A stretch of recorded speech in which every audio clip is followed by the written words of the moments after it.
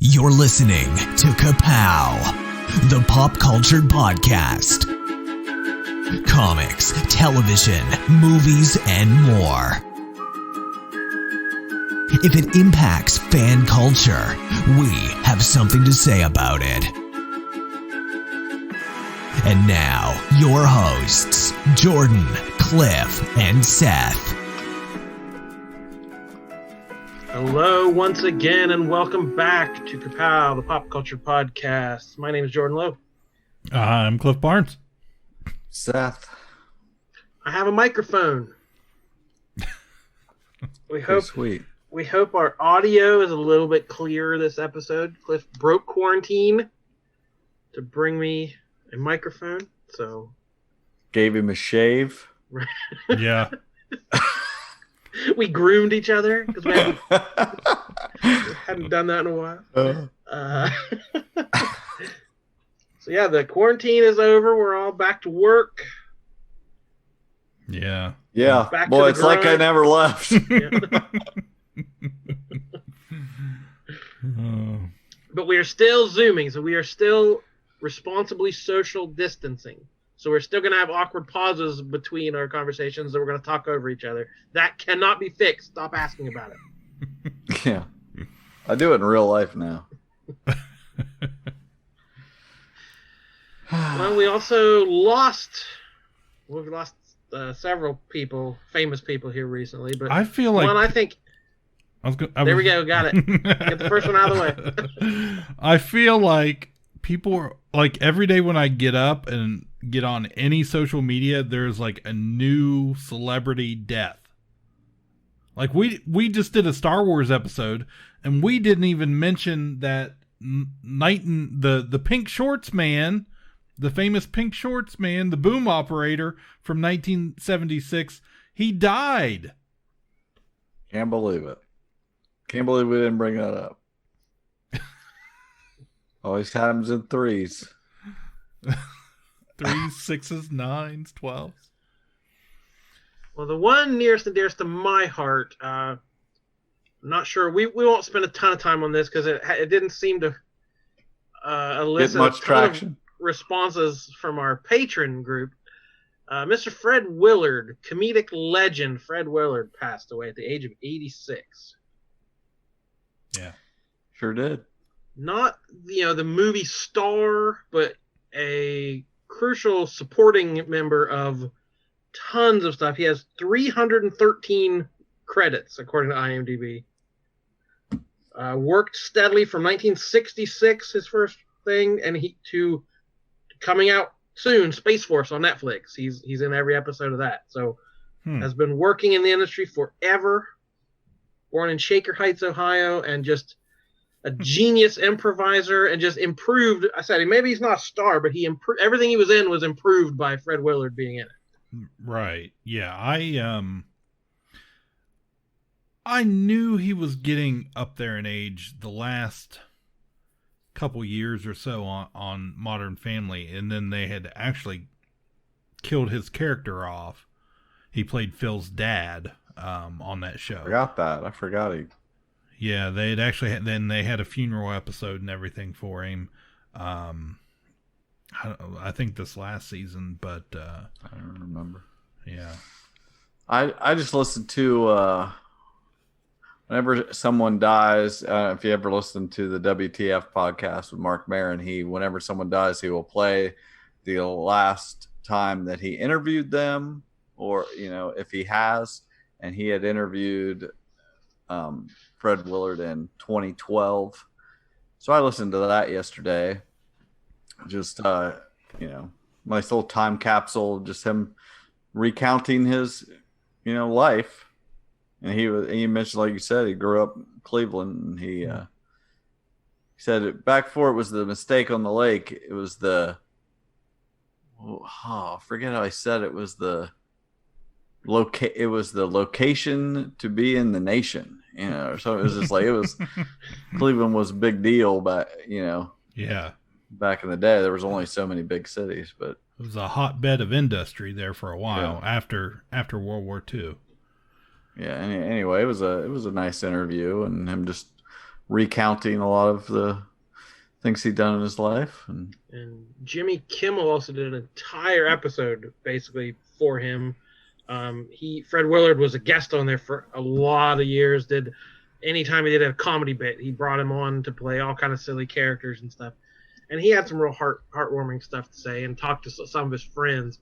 And Ty Burrell from Modern Family was like on the brink of tears talking about that. And he described it so well of like, he was naively, like every character he played was very naive and earnest, but very, very dumb. Mm-hmm. And like, he was just positive and wanted to go and learn and get out there and do stuff, but was just always bad at it. So it was like, he had that good-natured idiocy kind of a thing. And if you think of Modern Family, that is the father. That's Modern Family. That's the dad. Mm-hmm. He said he modeled his comedy on that, and that is exactly what his character is, Phil, on Modern Family. That's what Fred was saying in the interview I listened to, was how he always played a character that was like the opposite of him. He always played this guy that was just willing to try anything and was just, very earnest like that. And he's like, in his real life, he's like, I'm worried about everything.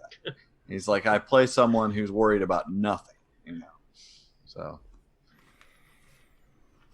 Well, my first introduction into Fred Willard was on Nick at Night, in the old Fernwood Tonight television show. So now, this is something comedians, it's like a cult classic, comedians loved and worshipped, but I had no experience with it. It's like a mockumentary about a talk show. Is that the idea? Right, yeah. It had Richard Mall, and he played Fred Willard played the sidekick. Martin Mall. Martin Mall, sorry. What'd I say? Richard. Okay. I met Martin Mall. He was from Cleveland. Up around that area too. Yeah. He was a big Browns fan, so I'm just putting two and two together here. Yeah. So that's going to lead us into our first topic of the night. We haven't done one of these for a while. A one job. One job forever? Look, I have one job on this lousy ship. It's stupid, but I'm going to do it, okay? You tosser! You had one job to do! So, there are many hits for Fred, and you put a poll up, Jordan. What were some of the highlights? I did, to our patron group. We didn't have 100% voter turnout, which seems like a shame. You're paying your $1 to get your voice heard. I don't know if people weren't huge fans of his or hadn't seen a lot of these movies, but maybe you'll be a bigger fan after tonight. So, yeah, the ones I threw up were just kind of the highlights. Fernwood Tonight, we mentioned. This is Spinal Tap, the quintessential mockumentary story. It was 90% improv script. And then all these Christopher Guest movies, Waiting for Guffman, the story about the small town local theater troupe, Best in Show, about the quirky characters who go to dog shows, A Mighty Wind, about the musicians. He was in a lot of TV. He was on Roseanne, actually married Martin Mull in Roseanne. Everybody Loves Raymond, had a lot of recurring spots on that. Modern Family as Phil's dad. Anchorman had a memorable spot. I believe he was the boss at the TV? He was station manager. Yeah, right. And he was in the sequel as well. Mm-hmm. And then Wall-E as the only human character in Wall-E. Right. He's the only human character, the only live action human actor in any Pixar film. Oh, that's a distinction. So we had one last minute vote from a very busy man, Jesse Starcher, he works at the unemployment office, and he has been working overtime. What is that called? I'm sure I would assume he would correct you and say the employment office. The Department of Unemploymentness. And so that's where he works, I think. Well, he took time out of his 75-hour work week to vote for This Is Spinal Tap. He's a metalhead. I can see that very clearly. And Justin Lowe voted Best in Show. Left a comment saying, absolutely impossible. He had a hard time picking. I could easily have picked 3/4 of these. But Kimmel's tribute said it best. Christopher Guest and Eugene Levy wanted to make a dog show movie, but didn't know how to make the third act funny until one of them said, let's get Fred Willard to do commentary.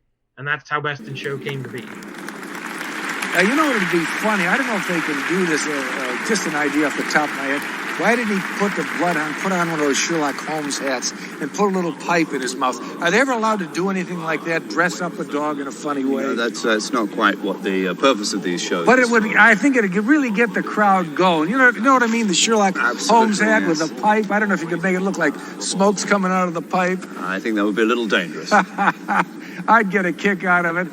So yeah, Best in Show is phenomenal. He is the color commentator as the dog show goes, and he has no idea. He doesn't know anything about dogs. He doesn't know what's going on. He just keeps asking questions like, well, why wouldn't they do this? And it's just spot on, brilliant, hilarious improv comedy. Yeah, he plays it as if he was a child actor that nobody remembers, but he says like his catchphrases, what happened, and stuff, and they don't even, but he sticks to that. He's like, well, let's get it out of the way. I'm gonna go and do my slogan here. I know you're gonna ask.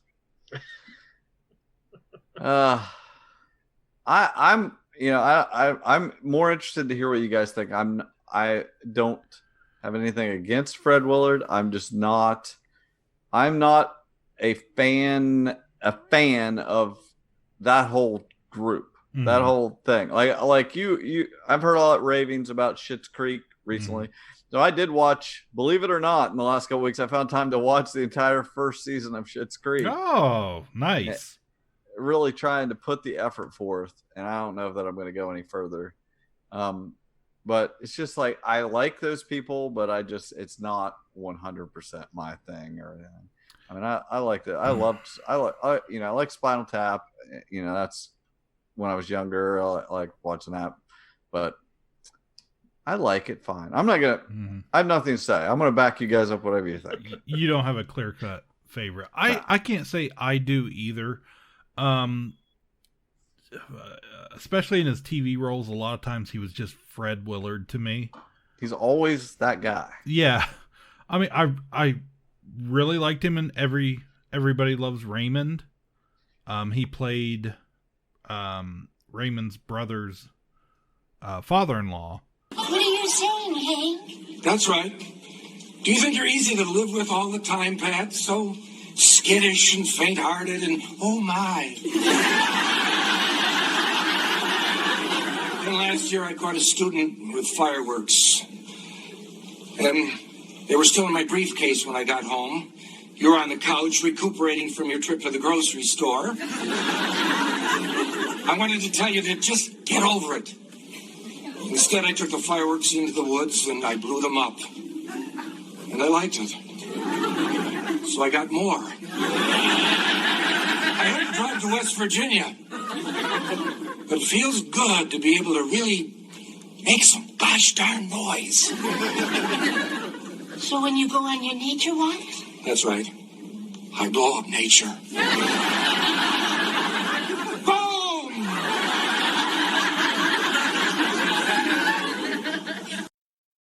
And, they were a very religious, ultra-conservative family. And then, they come into this world of the Barones, who are constantly fighting in Italian and loud and out of control. I really liked him because he was always trying to be very resolved. That's where the funny came from that character in this chaos environment. So, I was, he called his wife Mother, much like the vice president. And I already mentioned Fernwood Tonight. That's the first thing I remember him from. It was a weird show that as a kid I didn't fully get, but it was just on, in between whatever else I was watching. How old are you? I'm 8 years old. 8 years old. Well, that's an awful lot of talent for an 8-year-old. Yeah. How do you feel about it, Jared? I have a question. How did you feel about the TV show Roots? I thought your people came off looking pretty good. In reruns. And Wally, he didn't have a big part, but it was an important part, and it was so... I think it made that he played the president of By and Large, or maybe even the president of the country. Maybe it was one and the same. In this future timeline, after they had put everybody on a cruise spaceship and shipped them off, he was transmitting messages to the ship later on, and things were getting worse and worse.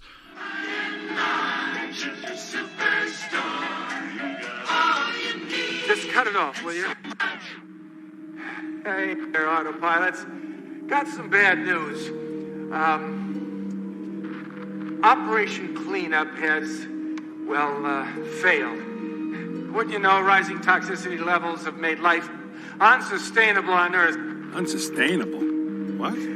Darn it all, we're going to have to cancel Operation Recolonize. So, just stay the course. Rather than try and fix this problem, it'll just be easier for everyone to remain in space. Easier? Mr. President. I think... Huh? Time to go. Okay, I'm giving override directive A113. Go to full autopilot, take control of everything, and do not return to Earth. Repeat, do not return to Earth. Let's get the heck out of here. But for me, that was the character that took that storyline about conservation and killing the planet. And because he was a real guy, it made it more authentic than had it been an animated character. He wasn't talking to the cartoons. He was talking to the audience in that. I always thought that was interesting in that movie. Mm-hmm. So, and I just love Anchorman. It's probably one of my all-time favorite movies. It's so quotable. It's one of those things that I still quote, 15 years later or however long it's been. Oh, okay. I understand. You have a nice day, sir. Bye. I could come back later, Mr. Harkin. Oh, no. It's just parent stuff. It seems that our youngest, Chris, was on something called acid and was firing a bow and arrow into a crowd. You know how kids are. Anywho, what can I do you for? He was just a funny, he played off Will Ferrell and Steve Carell and all those guys. Yeah, he was the straight man in that. But he made it work so well to where they were funnier. So did his job. Well, the real talent of him is the improvisation. Like that's what that whole group is. Just like, right. Best in Show is supposedly almost all improv, so he's definitely tough. Sharp. It's tough. Yeah, he's not the main course in any of these movies. He's not the star. He's just he's the flavor peppered in there. So I can see it. It's hard to pick just one, defining role as we're trying to do. But I appreciate the breadth of his career and the chances he took and the young people he worked with and the fearlessness of just like, okay, well, I'll do talk shows. I'll do any kind of skit you want to do, whatever you want to do. Jimmy Kimmel said he would show up. His writers would have an idea. And they give him a call, like, hey, can you come down this afternoon and shoot this? And he'd show up half an hour later with barely a script, no preparation. They'd rehearse it once and do a take and it'd be done. And he would just like be game for all that stuff. And he had a recurring bit on Bold and the Beautiful. He was at a soap opera. He was on late night TV, from Jay Leno on everybody he's been on. He's done a lot of voices for animation. and he's worked on all this newfangled stuff like web series and Adult Swim, Tim and Eric, Comedy Bang Bang, Funny or Die, Drunk History, I Think You Should Leave, like all these hip new young comedians he lent his talents to. So everyone has seen him, from the 60s on. We've all seen him in stuff. So he's a familiar face, a very familiar voice.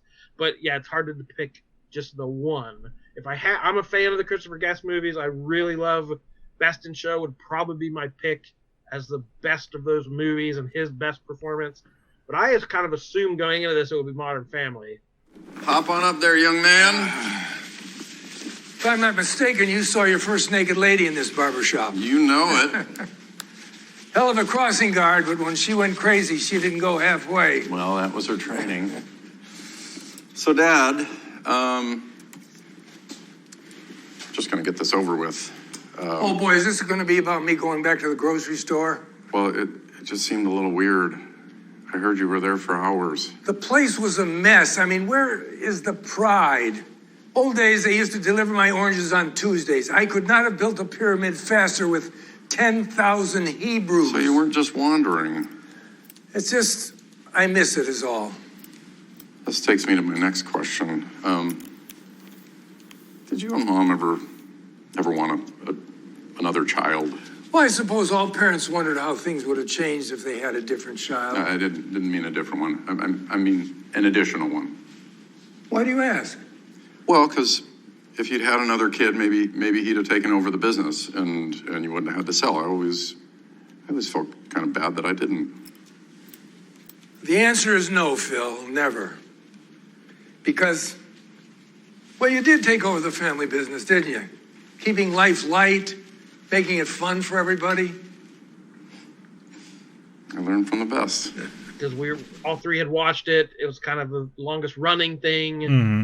He wasn't a central character again, but it was an important part of that family. So that was what I assumed would be the pick going into it. But. Yeah, I get that, but I'd rather pick something that like he's more known for. I think it's not like, I mean, I liked him on Modern Family, but not any more than anything else I've seen him in. I definitely appreciate what he does. I'd rather pick like some, I almost, the thing I hear the most for him is Best in Show. Mm-hmm. Like I always hear his name attached to that of it. He was talking about he's the one that like dyed his hair, had his hair dyed, and came in just to try to not let them have a choice. They're like, we can fix this. This is a good idea.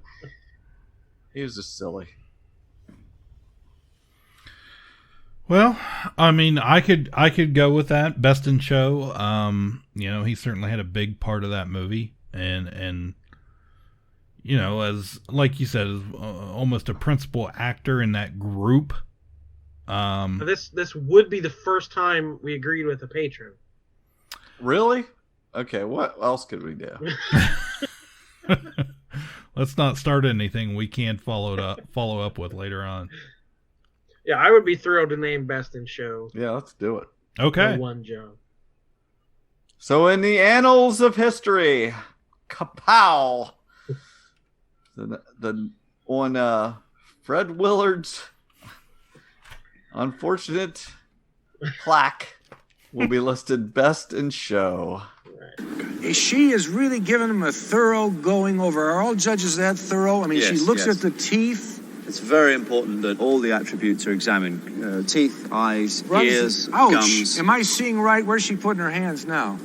She's just checking out the dog's testicular area to make sure that everything is intact. Hate to go out on a date with Judge Edie Franklin, have her judge me. That'd be no fun. Whatever his role was, I don't know the role name, but we'll have it embedded in. Before we get the chisel out, we'll figure it out. We'll figure out who he actually played. Before we leave the topic of movies, I did have one breaking news story as far as when this was recorded about the movie industry. # release the Snyder Cut. You guys were getting the Zack Snyder Justice League. All my trolling has paid off. All the people I've harassed. Yeah. championing this cause. I don't. You want to know the absolute truth? I don't even know what movie it's supposed to be. Like, I couldn't tell you whether it's Justice League or Batman versus Superman. If you had a gun to my head, I would just say pull the trigger. Well, it is Justice League, right? Okay. Yeah, it's Justice League. So if we go to the Wayback Machine, Zack Snyder suffered a family tragedy in the middle of Justice League. They brought in Joss Whedon to finish up the shooting, and he added a few things. Well, Justice League was not very well reviewed by critics and a lot of fans. And that began this thing we do now, where we think we have an opinion and we can make stuff happen.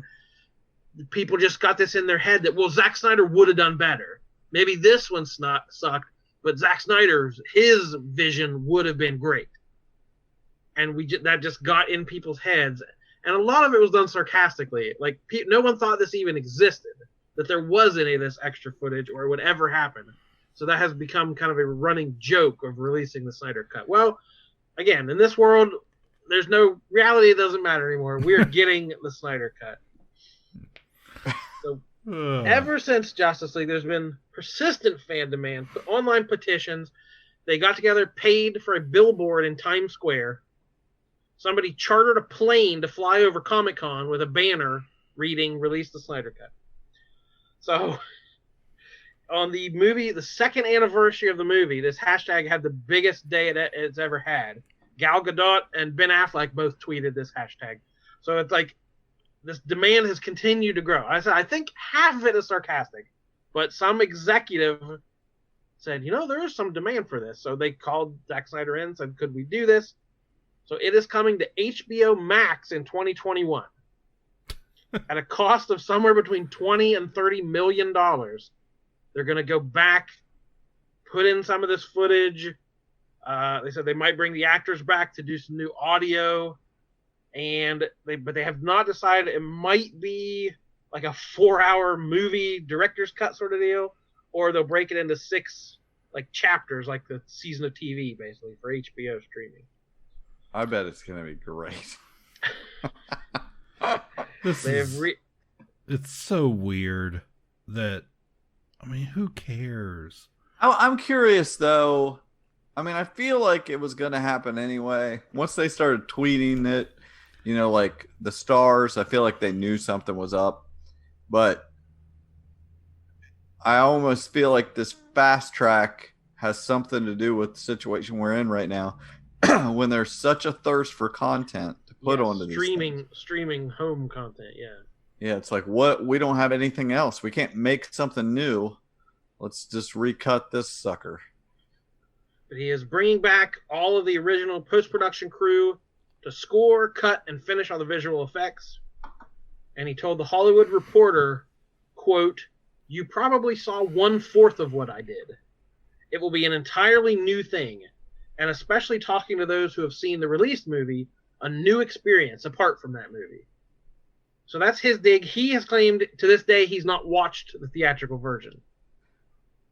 Right. So he is one of those trolls of like they messed it up. He didn't like it, and it also kind of he didn't really work for DC after that. He sort of DC started going in a new direction with Suicide Squad and all these other movies. He was kind of the driving force of a lot of the early stuff. So this was the beginning of the break of everything being Snyder-ish in the DC universe. Well, good luck, buddy. Yeah. I hope everybody's happy, and now we know that harassment is the answer. We can have anything we want. Right.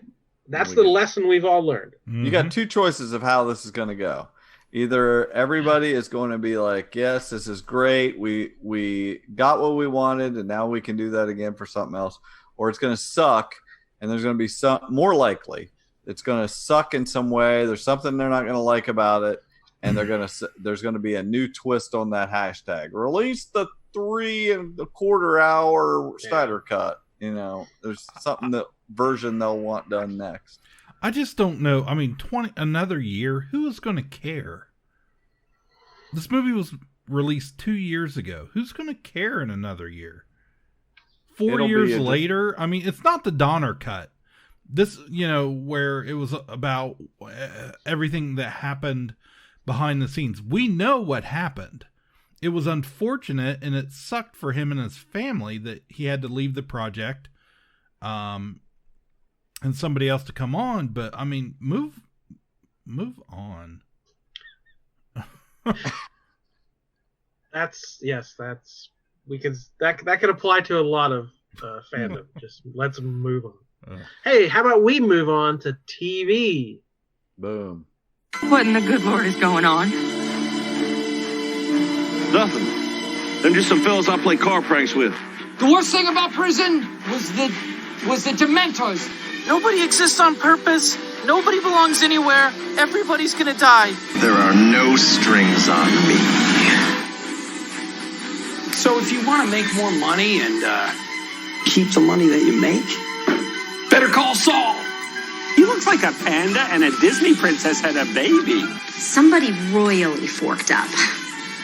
Somebody forked up. Randall! Okay, see you, Roof! First, I thought you and the others were gods.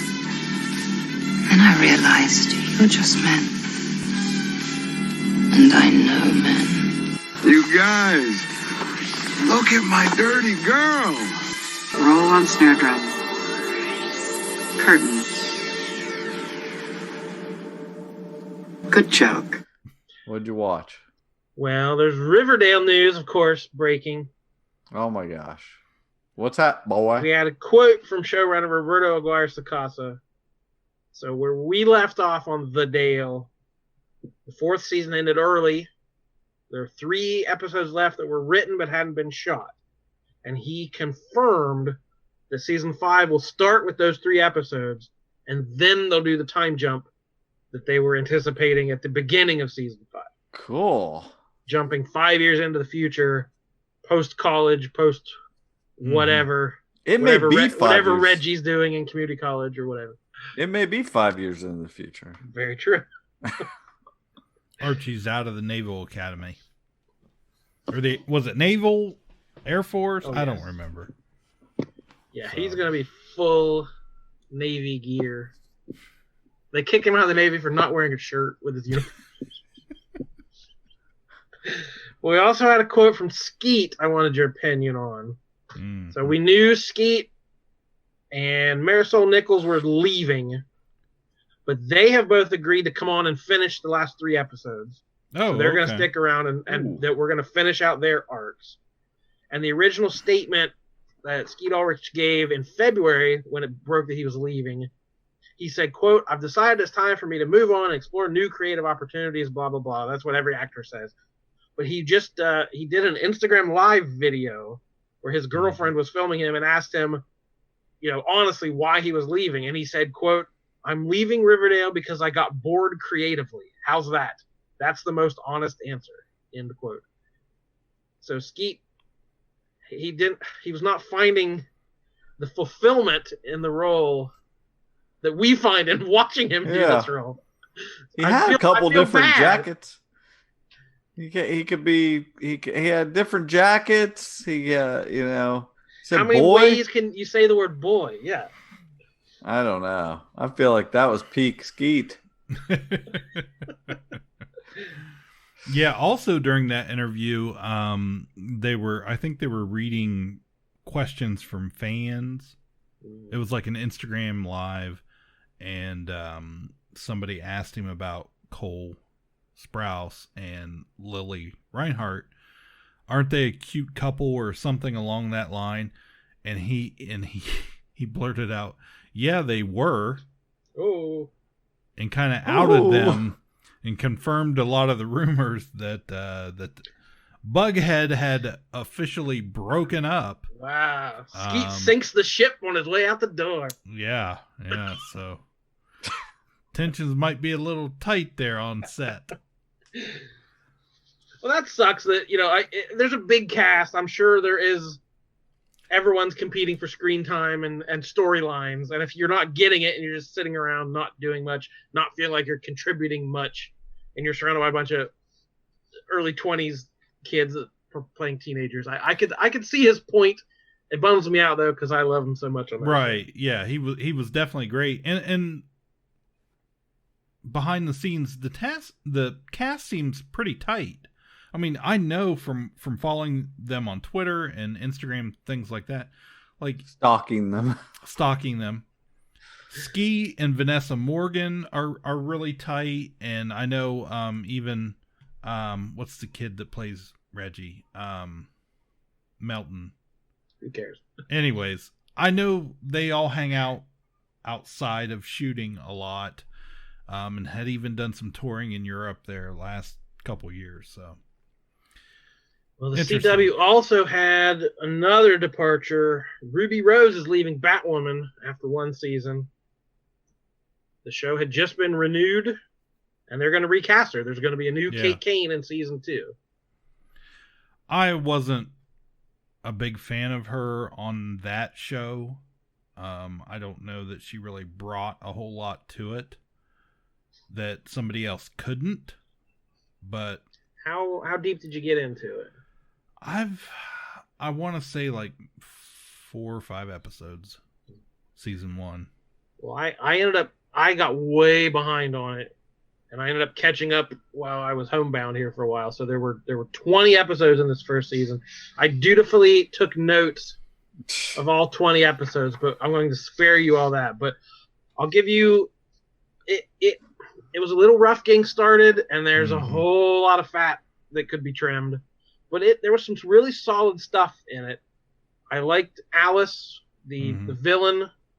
That was her sister, who had a tragic past and became this insane villain based on the Alice in Wonderland mythos. Alice. I introduced Tommy Elliott, who later becomes Hush, and so by the end of the season we have Hush as well. I liked it. Got into her military school background and her being in the military. It dealt with some of her Jewish faith. It's like all the stuff that was in the comics. It hinted at, or it skimmed the surface on a lot of the stuff we like about the character. Yeah, I love the books. When they relaunched the New 52 there several years ago, that was one of my favorite books out of that. Just beautiful art, great stories, in depth, different than other things we were seeing on the shelf. So they got the character pretty well. I don't know, the overall thing didn't, it wasn't the best of the CW bunch, but there was a very solid right after the Crisis story. So the whole thing is built up. Kate feels like she failed Alice as a child. Alice was in a car crash. Kate escaped. She didn't. And they all thought she was dead and moved on with their lives. So knowing she was, she grew to adulthood suffering. She got taken in by this weird, creepy guy. It doesn't matter. But so she feels to blame, and there was all this sister drama, and everyone, they want to shoot Alice on sight, kill her, whatever. Kate is struggling, like she thinks she can save her. She's still my sister. She's still in there somewhere. We can save her. Post Crisis, her original sister shows up from one of the other realities, Beth, where she never suffered any of this trauma, and she went on and got her doctorate, and she was helped the world and was a great person. And we realized that this new the multiverse is gone, and 2 Beths couldn't be on the same Earth at the same time, and one of them was either going to die or was going to blow up the multiverse. And it's like she doesn't want her Beth to die, so she has to make a decision. She knows her sister is evil and terrible and will kill again, or there's this other Beth. She could have a better, improved Beth. And there's this drama of trying to decide, who should I pick? And it was I didn't know. Like a lot of the CW stuff you can see coming a mile away. Where the drama is going to be. But it built this really intricate, emotional moment between the sisters, and then it all kind of the whole back half of the season played off of that, and then throwing in Hush was an interesting twist. Luke Fox, Lucius's kid, trying to solve his dad's murder. So just a lot of solid elements that never quite baked into a delicious cake. And I don't know if I don't think you mentioned that. What I heard was a lot of her leaving had to do with an injury. Well, that's this whole week has been, well, why? Because it's weird. You know, she's the star of a hit primetime series. Who doesn't want to be a superhero? And the first LGBT lead superhero. And that was a big deal. And so people are rightfully curious why. And it has come out, it has nothing to do with the injury. She was nearly paralyzed on set. They've said it's not that, but then it came out later. A spokesperson said, well, it wasn't 100% her decision, that maybe she wasn't happy, so then she was being a pain on set. Again, nobody knows really. Greg Berlanti came out and called it a great creative opportunity, thinking what we can do in the second season, we have a blank slate, we can do some interesting new things. So he acted very positive about it and tried to pass it off in the brightest light. But the consensus seems to be she wasn't enjoying it. She didn't like the long hours and the stunts and the grueling pace you have to do to film 20 some of these in a year. So she wasn't enjoying the process. But they've said they're obligated to cast another LGBT lead to keep that representation out there. So I don't know. It'll be odd just casting a whole new character. Mm-hmm. I don't know. I'm sure the ratings will be high. Season 2, people will tune in just to see how in the heck they end up doing it. But. Right. I know we just talked a bunch of Star Wars, but Cliff, I want to take 1 second just finish this up. We never mentioned when we were talking about Rebels, the whole thing, the time thing where he goes into. Yeah. That's crazy. That was crazy. Yeah. He was able to go into a another dimension. Into this dimension in between all these times and walk up and be like, okay, affect different things. Like he saves Ahsoka, where we saw earlier in the series, she goes in and is fighting Darth Vader, and we don't see what happens, and he just comes walking out, and then he won basically. Yeah, Vader does. And then we see, that Ezra goes in there, and right before she's going to get killed, he pulls her out of the timeline. It's like it was just incredible. And then get to see what he can't do, other things he can't affect. It's been a while since I've watched any of that. But doesn't that tie into the whole Mortis storyline from Clone Wars with the father and the two kids? And that's what the one owl I think is it the daughter, the light side? Yeah. There's all this mumbo jumbo. Yeah, but I think that all ties in together. But yeah, that was pretty neat there towards the end of Rebels when he was had the Emperor after him and he got to go. Yeah, because one thing, at one point he got to see his parents and things, and the Emperor's trying to get him to go there. Yeah, and then there's the one where he gets to see where Kanan is saving them, and he can see that, and he's like, well, I gotta save Kanan. It's it was excellent. It was excellent. Ezra Bridger. Yeah.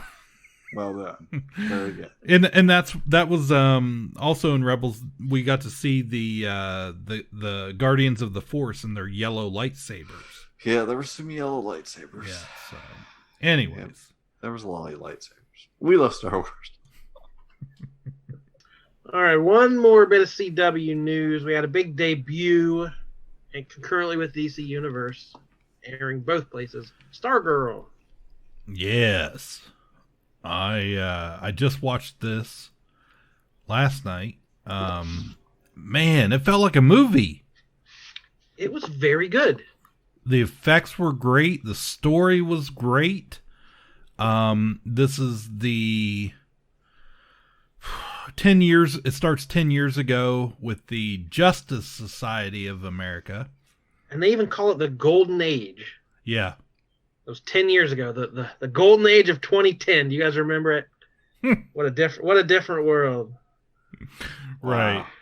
Starman, are you there? I'm on my way. Someone must carry the torch. I'll try. Not you. Definitely not you. Well, we made it. Nebraska, folks. I know this has been difficult. The move and a new stepfather, but we're gonna make a good life. What were you? I was Starman's sidekick. What is this thing anyway? It's called the Cosmic Staff. It's not supposed to work for anyone except Starman. Blew up a car. I didn't, it did. That's funny. Someone using Starman's staff. I killed one Starman. I can kill another. There are villains in Blue Valley. They're the reason I'm putting together this new team. To get justice. This is our destiny. Who are you? Stargirl. So, so it starts out and there's a big battle going on between the Justice Society and their arch villains. Sportsmaster and Icicle was there, and I forget who else. Yeah, I knew this was going to knock your socks off. Like, this was, we start the show with a huge supervillain fight. So JSA, Star Spangled Kid / Starman, I guess. Sorry, Starman at this point. Our Man, Wildcat, Dr. Midnight. And then in comes the Injustice Society. Icicle, Brainwave, Tigress, Sportsmaster, Wizard, Dragon King, Gambler, Solomon Grundy. Yeah. And Sandman was there too, but he was already dead. He was laying on the stairway there. But yeah, big battle to start it out, and then old Stripesy comes in and tries to save Starman, pulling him out. He gets killed anyways, and then we flash forward to young Courtney Whitmore, who she's a high school student in California, and her mom has remarried or gotten married, so she has a new stepdad, and they're moving to Nebraska. And then during the moving process, we see Pat, her stepdad Pat, has a bunch of big crates marked auto parts, and then we see one crate that I think by this time we know it's the cosmic staff inside, because he takes that after Starman dies, calls him a good friend, tells him he's a good friend, and dies. And then during this, Courtney's snooping around. She's had a really bad first day at high school. They make her sit with the singles or the losers table during the lunch. It's really the only part of the show I didn't like was the high school stuff, the bullies, the nerd table. Like, it seemed like a show from the 80s. It seemed a little Saved by the Bell-ish. It was very stereotypical. Yeah. For as good and fresh as everything else was. Yeah. So anyway, she finds the cosmic staff down in the basement in the crate, and immediately she can use it. It when she touches it, it lights up and reacts to her almost as it has a personality of its own. And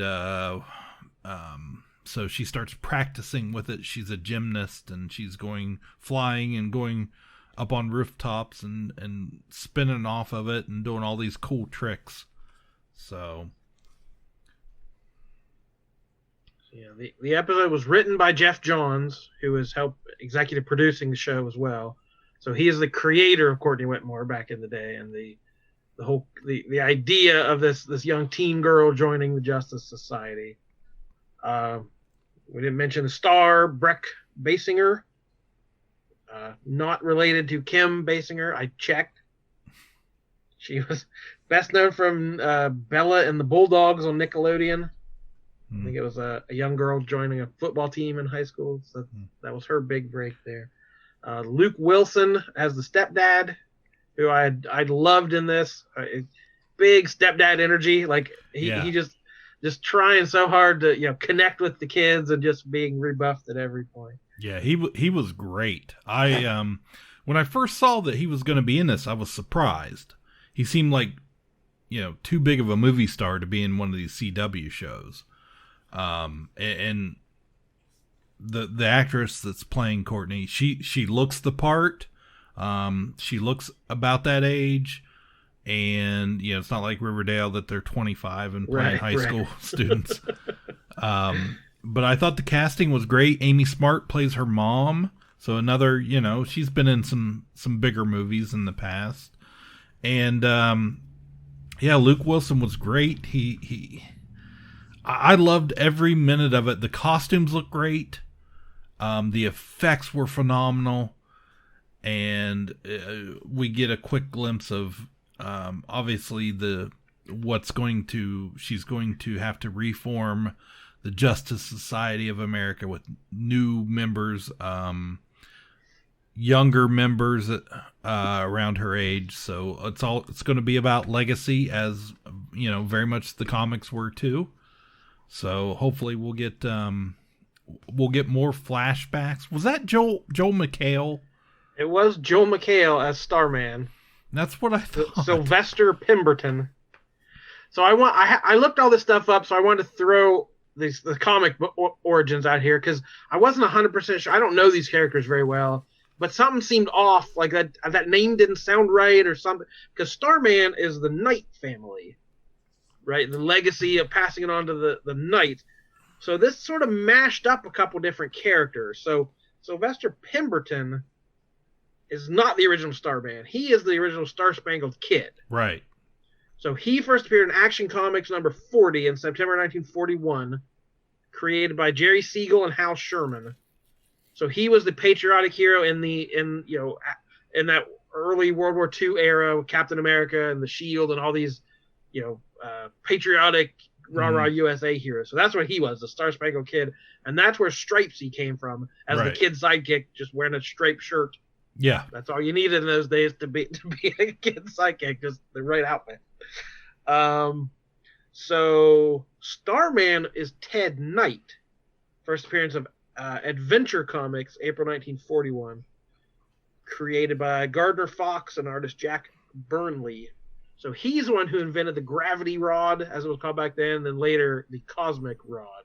So the Knight family, that's the famous series from the 90s starring Jack Knight, the legacy character. So that was James Robinson and Tony Harris.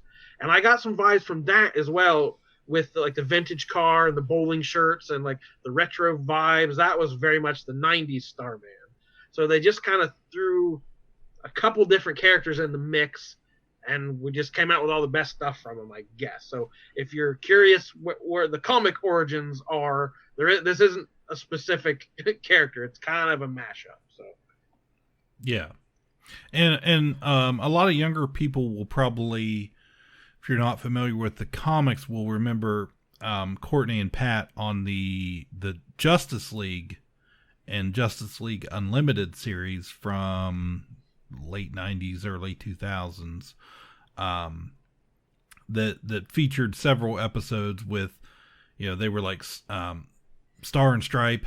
Pat is in the big mech suit, the stripe suit, that he builds to watch over Courtney as Stargirl. So the Stargirl also appeared in 3 episodes of Smallville, which must have been after I stopped watching. Yeah, she did. And I'm sorry, she was in Smallville. She was in 3 episodes of Legends of Tomorrow in season 2, which I'd forgotten. Yep. So they have to specify that this Stargirl is set on Earth 2.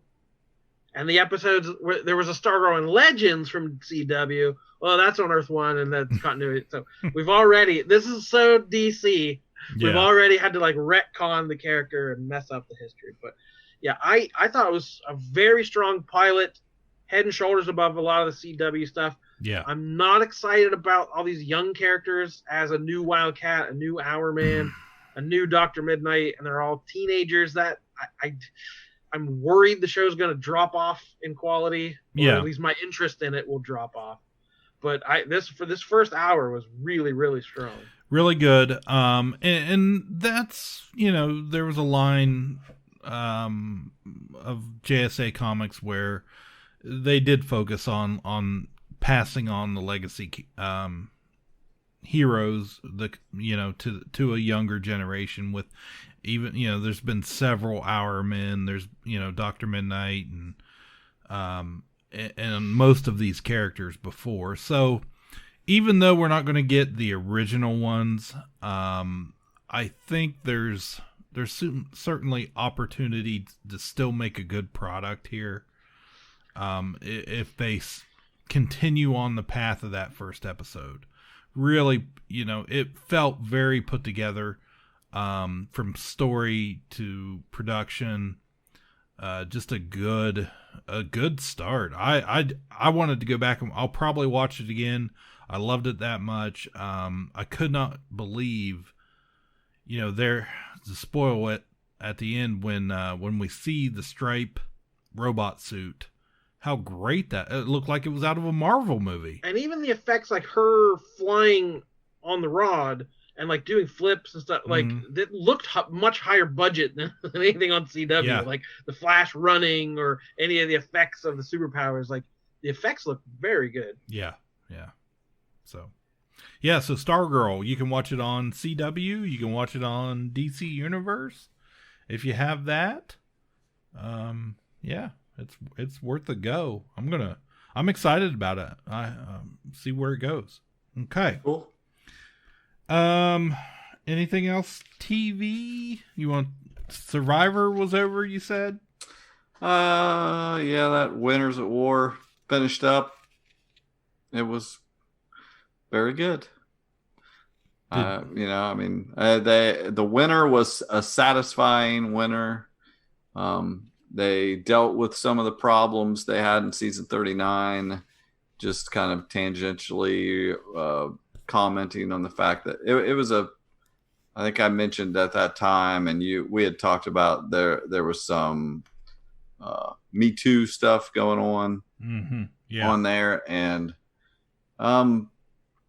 at one point towards the end of this season, the girl and the guy were working. Like I said, these were all winners, but these two players were both police officers, and they'd worked together on 2 previous seasons. One of them won one of those seasons.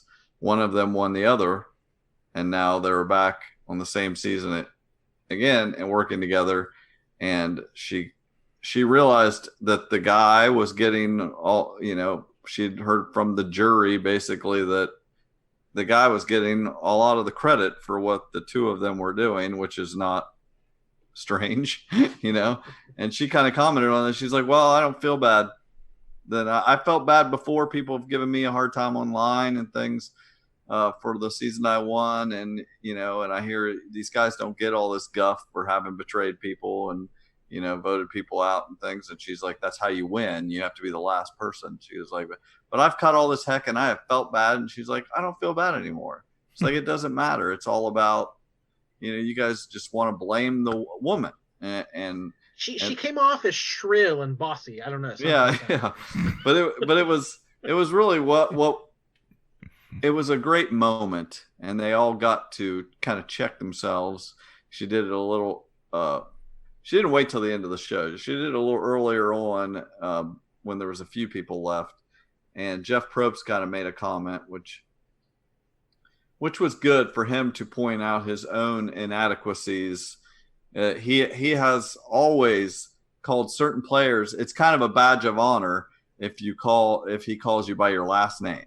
Is it just like, he'll give you a nickname or something. And like one guy famously said, call me Cochran, call me by my last name. That, I know that means something, and he kind of pointed out, she said, you need to call me Lucina.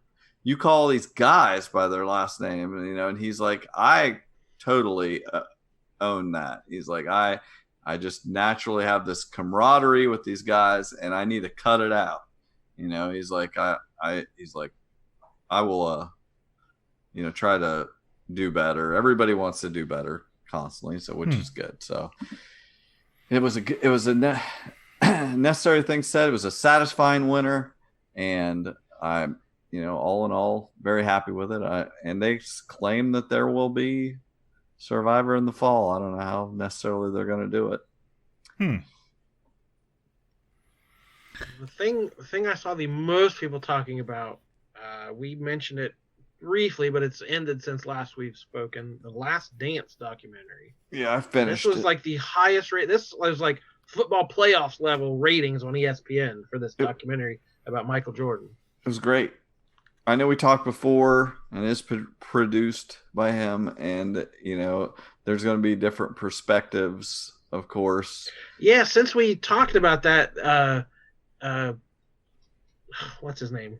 Ken Burns came out and basically talked trash about it. Like, this is no way to document history of like it's a biased look and it's not authentic. It's like, wow, getting shade from Ken Burns. That's iffy. It's like, you don't want to, if you're in like the 10-hour documentary game, that is like, you're going to have to step to Ken Burns. Right. Well, again, no matter how much, I'm sure that there's a lot of perspectives on this. Even 10 hours, there was so much that happened. You couldn't cover it all in that amount of time. And not everyone's perspectives. And I'll say this, no matter how, if he tried to make himself look good, there's only so much you can do. There was a lot of footage, and I felt like you saw the real Michael Jordan. He was cocky and mouthy and super competitive, and he had to put up with a lot of stuff. I will say, like, that guy had no peace, and his dad died in the middle of all this stuff, and it was riveting. It was an amazing documentary. Yeah, I didn't watch every bit of it. I tuned in here and there. I caught probably more than half of it. But yeah, I wasn't a huge fan, but I also didn't hate him. But so I was kind of middle of the road. He could have convinced me, but I walked away not liking him any more than I ever did. Oh, I would. I think a lot. Just as a person, right? I know what you mean. Respect the skill, and that he has, being a superstar and being rich and famous and one of the most known faces on the planet. You think has a lot of perks. There are obviously downsides too. You have to understand. Right. You get a little bit of that, like, wow, his life must have been, so great. Well, not always, but. Yeah, man, that guy could not be alone. But they now, of course, they're going to try to capitalize on this, and they said they're going to do a Tom Brady one. It's like, you can't duplicate this. First off, nobody gives a crap about Tom Brady. Yeah. It's like people don't like Tom Brady. It's like, and he's great football player, but he's not the Michael Jordan of football. Is Tom Brady the greatest player in NFL history? Are you seriously asking, is he the greatest player in NFL history? And by the way, Robert Kraft said by far. The answer is yes. Yes, he is. There isn't a Michael Jordan of anything, except this. So I don't think they'll have anything quite as successful as this, but it was very good. I recommend it. If you remember any of that, it's very interesting. There was a lot of good 90s basketball teams, and to watch them bang.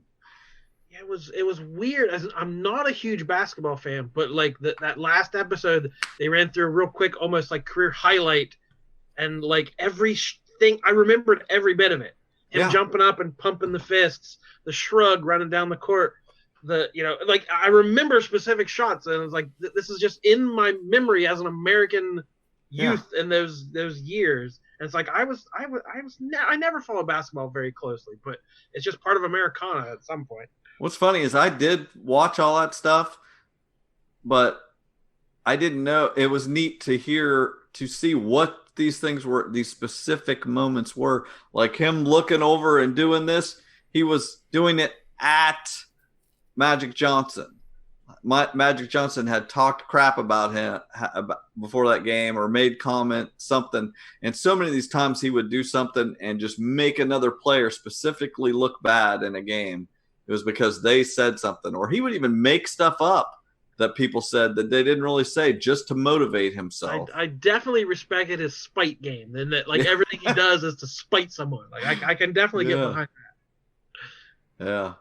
But yeah, the one thing, like, it reminded me of is there anything in sports quite like the lights going down and that music kicking in, and now it's like, that's like, I'm not a fan, and like it gives you goosebumps of that intro they always did. Yeah. When they upped the showmanship when the NBA was at its peak in ratings and popularity.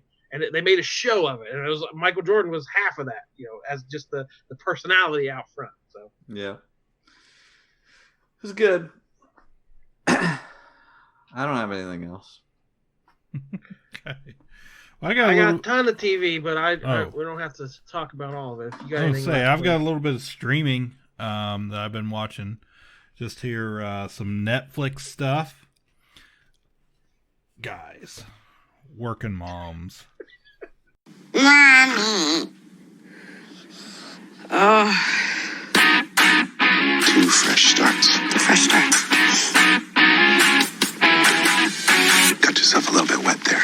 No, I didn't. Hey everyone, Alice's mom here for another round of being given everything and squandering it. I fear that she's being spread too thin. She barely has enough energy to practice oboe. I don't care if she can play the oboe as long as she's not playing someone else's oboe. Okay, this could not get any weirder. Kate! Anne! Oh my God, is that Val? And just like that, I got nightmares. Bianca, quit hiding that baby. Let me get a look. Hot damn, that's his face. He looks like Mickey Rourke. I'm sorry, what? No. This fight is just beginning. Hashtag me time. Isn't it me too? I think she's trying to do Time's Up. I want that. That's what I'm talking about. He's like hungry for some strange. Apple doesn't fall far from the tree. You're talking about an infidelity triad? You hurt her again and I will shave your balls with a straight razor. That would save me time. We cannot leave without keeping up on Working Moms. Season 4 dropped. And I went we tore through Working Moms so fast. Just that drop. And here you are back to working. The week you go back to working is when Working Moms come. That's what he was missing, was seeing some moms working. That's right. Right now he's got moms sitting around. Season 4. We're back at it after we had a little cliffhanger at season 3 on what Kate, the central character, Catherine Reitman, who is the daughter of Ivan Reitman. She is the star and the writer on this, one of the main creator of this show. She decides she's going to get back with her husband, who's played by her real life husband, on the show. And then we pick up, it's a pretty quick season. Kate's still struggling with her new business that she has started, and at home she's trying to find a new normal after reconciling with her husband. And then Anne, her best friend Anne, is struggling to parent a teenager because her daughter is awful and she does terrible things and makes terrible decisions and talks to her parents like a terrible teenager would. So, Anne's struggling with that. She gets a book deal, decides to write the book on being a super tough parent on her teenager, which totally backfires, and she eventually figures out that that's not the way to parent this child. Then our original 4 characters, we have Frankie, who is living with her new girlfriend, who has had a new they have a new child, a baby, and settling in with her while managing her ex-wife and that child they have together. And then her new girlfriend kind of gets a little obsessed with finding the donor, the sperm donor of her baby and who he is and what he's about. And then Jenny, who is divorced and just plain awful. I cannot stand her character. Who cares what she's doing? It doesn't really matter. I was surprised last season they kind of dropped her storyline a lot because she's just terrible, and they had replaced her with Val, the lady that runs the Mommy and Me class, who is a nutball and hilarious. Well, back here in season 4, Val is hardly to be found anywhere. We get no continuation whatsoever of her storyline with her boys and new boyfriend, which was a huge disappointment. And then overall, I mean, it's good. It's still funny, but it doesn't quite have the magic that season 1 and season 2 had. They rely too much on the funny and not enough on the emotion of the series. So that's my review. It's already been renewed for season 5. From the it's actually a Canadian show. It's on one of the Canadian networks up there, and then after it airs there, they put it on Netflix. So Workin' Mom season 4, you heard it. Watch this. You heard it. I watched a Netflix movie that came out starring David Spade called The Wrong Missy, which wasn't great. It was okay. It's got Spade. Lauren Lapkus plays the wrong Missy. Nick Swardson. And then Molly Sims plays the right Missy, I guess. So he goes on David Spade looks so old in this. I saw the actress promoting it, and she's a very young comedian. Right. I'm like, is she like the love interest in this movie? Because Spade is not young, and she is very young. Is that what's wrong about it? Is that what's wrong? He had an age appropriate Missy, and she is the wrong Missy. That apparently, that's part of it. Also, have you seen Nick Swardson lately? He looks older than Spade does. Oh, he's no Joe Tomorrow or whatever. Joe Tomorrow. Yeah. He's no Joe Tomorrow. Yeah. That's called back for a couple weeks ago. Right. You gotta stay on your toes, KPP fans. Anyways, he goes on a first date with this girl, the wrong Missy. It goes horribly wrong. She's terrible, very annoying, and just weird. Time passes. He's in an airport, meets another girl named Missy at a bar, and then hits it right off with her, but she has to run off. All he gets is a phone number. Swardson mixes up their numbers when he decides he wants to invite her on his company getaway to Hawaii. The wrong girl shows up. The weirdo shows up. Of course, she's terrible at first, weirdo, and then she starts to help him out with all the expertise. Let me guess. Turns out she was the right Missy all along. Exactly. Then I watched. It's the Missy inside that counts. Yeah, that's right. I also watched, at Michael's encouragement, season 5, the final season of She-Ra and the Princesses of Power on Netflix. Goodbye, my oldest enemy. We must be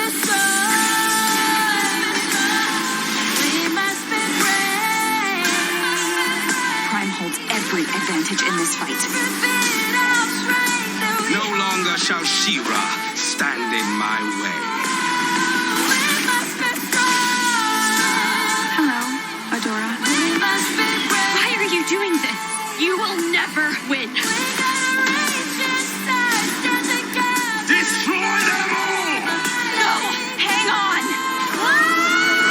Adora! for the honor of Grayskull!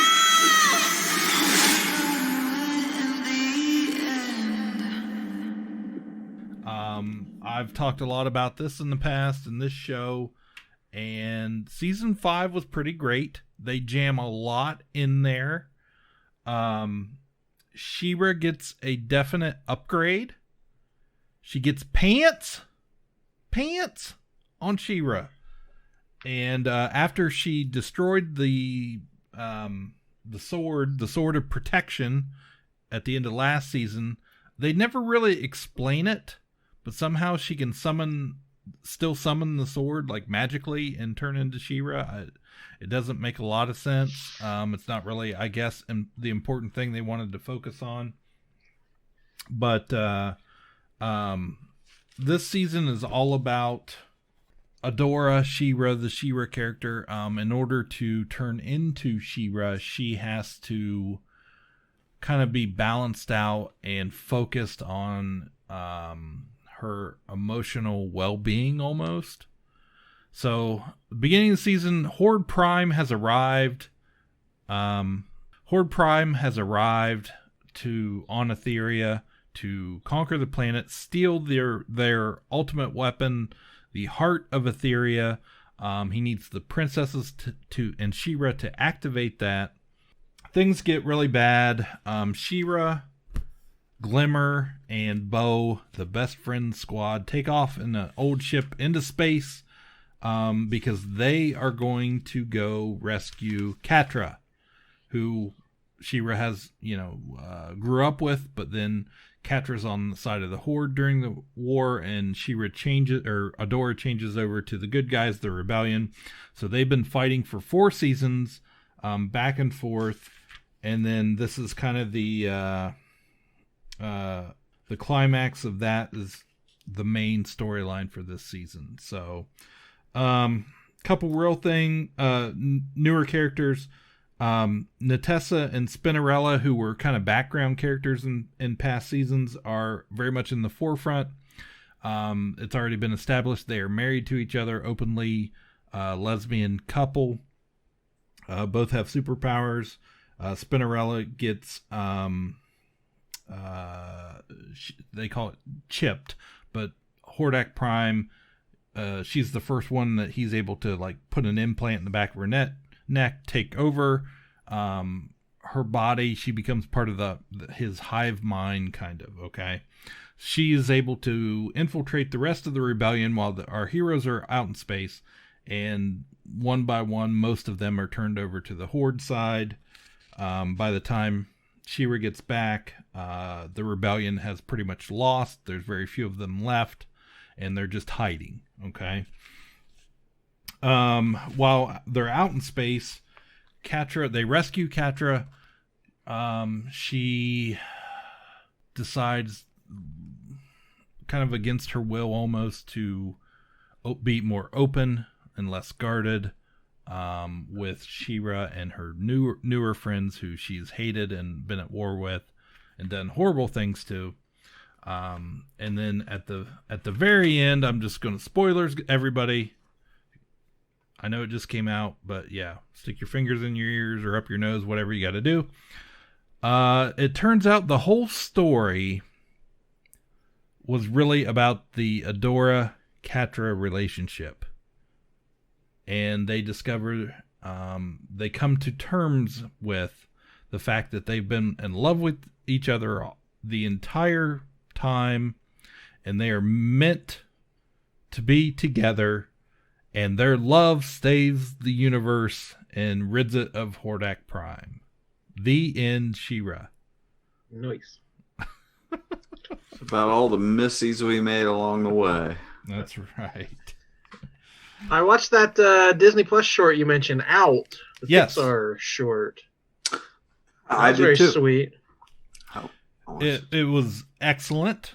Because what I had told you guys, I felt it was a huge step for Disney Plus, putting that out there into the world. Was that supposed to debut before some movie that was coming out theatrically, or was it made for streaming? It was. I believe it's a series of I forget what they're calling them, but of Pixar shorts.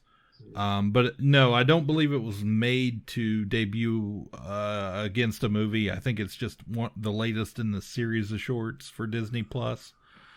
But man, it was really good. I love those little short, the amazing story they tell in such a small film. They do it better than anybody Pixar does. And my daughter we watched it today, and she was like 4 or 5 hours later, she was still laughing about when the guy does a Freaky Friday thing with the dog, and they switch bodies, and when the dog is the man in the man's body, and the way he was running back and forth and just swinging his arms wildly, she was on the floor. Loved it. So. Well, we're running low on our Zoom allotment, folks. So let me throw a couple real quick things. The second season of What We Do in the Shadows is playing right now on FX. We have been invited to our neighbor's superb owl party. Hey, you guys made it. So, how come we never see you guys around here during the regular season? They never seem to be around during the day. It's like they were vampires or something. Everything's going to be okay. Okay. We are Nadja and Laszlo, the human music group. Laszlo has always been quite musical. She's a superb lyricist. We're feeling honey for love. We're feeling honey for love. We're feeling honey for love. We're feeling honey for love. I've been experimenting with humor to drain energy. The main thing is that we all give 100%, except when it comes to donating blood.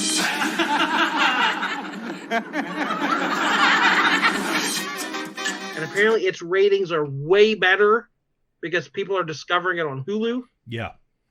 All these FX shows are getting a second life on Hulu, and people are going back and discovering the movie as well. So season 2 has been really strong, and people are finally starting to notice. This is the mockumentary about the vampires living on Long Island, or Staten Island, one of the islands. Really excellent season. The episode about the curse he gets in the email made me laugh through the entire thing. It was amazing because they're very old and don't understand email very well. So he gets a chain letter. If you do not share this 10 times, this is not a joke. He's like, is he joking? No, it says this is not a joke. So hilarious comedy, executive produced by Taika Waititi, our guy. And then we got news today. John Krasinski's Some Good News has been taken over by Viacom CBS with what's being called a rich licensing deal. Yeah. So this is the internet show John Krasinski created during the quarantine to give uplifting content and be positive about the world. He had a Hamilton performance. He had multiple Office reunions, put together a virtual prom with a bunch of celebrities. It was a huge hit during this strange period in time, and now it's been purchased by a giant corporation, and it's going to be dealt out to us. CBS All Access has the exclusive first window for new episodes before it moves to other Viacom platforms. So it's not going to just be on YouTube anymore. You're going to have to find it somewhere. Krasinski is being replaced as the host, although he's staying on to be an executive producer and will have, quote, some kind of on-air presence. I watched all 8 of these as they came out weekly, and they were some of my favorite things so far this year. I loved it. It was uplifting. It was great, and he came off as, so genuine, and he seemed to care about what he was doing and bringing some happiness where he could. And then for it to end this way was just, it is so disappointing for me. Because I watched that last episode the other day, and he had this, such a heartfelt kind of goodbye for the series itself. He said, I'm not going to do any more of these. We've done, we've brought you some happy stuff and had a lot of fun. And he was genuinely touched by the reaction he's gotten from all over the world, and then playing the video clips, families and kids had sent in. And then when I read that article, I was just like, nothing is sacred anymore.